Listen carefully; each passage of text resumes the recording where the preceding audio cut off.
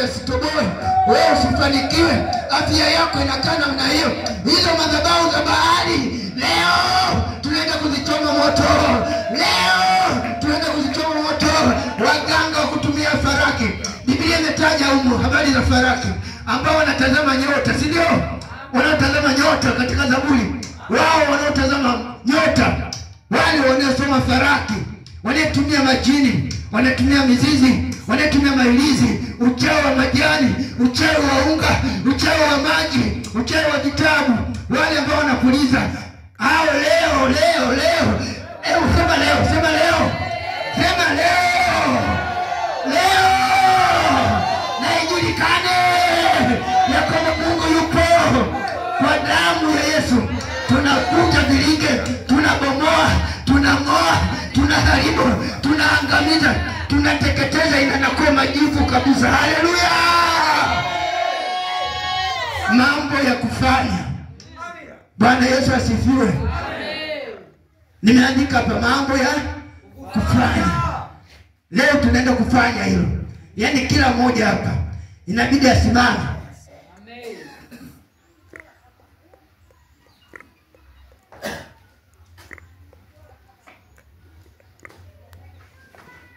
Mwambie shetani kitaeleweka tu. Mwambie shetani kitaeleweka tu. Shetani kitaeleweka tu. Leo ndio leo. Sababu Biblia imeagiza kwamba usimwache mchawi kuishi. Amen. Sawa? Amen. Usimwache mchawi kuishi. Amen. Sio mimi, Biblia. Amina.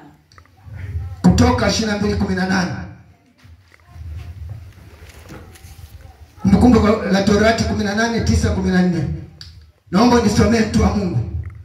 Usimwache mchawi kuishi. Hana haki ya kuishi mchawi. Ajisalimishe siku ya leo, aokoke. Asipookoka yeye ni wakufa. Biblia imesema usimwache mwanamke mchawi kufanyaje?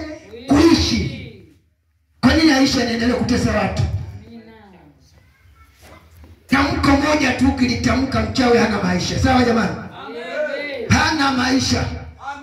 Nisomee Kutoka 22:18.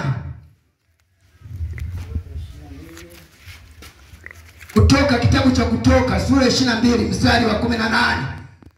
Alafu mwingine atanisomea kitabu cha Kumbukumbu la Torati sura ya 18:9 hadi ule wa 14. Biblia inasema usimwache mwanamke mchawi kuishi. Sasa wewe unasema usimwache mchawi kuishi, awe mwanamke, awe mwanaume, yani anaitwa mchawi. Sema mchawi. Leo tunamchoma moto. Amen. Na anaenda kuungua, usifikiri masiana. Nisomee Kutoka 22 mstari ule wa 18. Biblia inasema Kutoka 22 mstari wa 18. Usimwache mwanamke mchawi kuishi. Hafai kuwa hai. Tunaenda kumchoma kwa moto wa damu ya Yesu. Kumbukumbu la Torati 18:9-14 hadi 14. Biblia inasema Kumbukumbu la Torati 18:9. Utakapokwisha kuingia katika nchi akupayo Bwana Mungu wako, usijifunze kutenda kwa mfano wa machukizo ya mataifa yale. Wanatenda nini hao? Asionekane kwako mtu amfitishaye mwanawe au binti yake kati ya moto. Kulikuwa na ibada za kuwapitisha watu katika moto, ibada za kishetani. Wala asionekane mtu atazamaye bao. Wewe unaenda kutazama bao. Bao, unajua maana ya bao? Si unatabiriwa.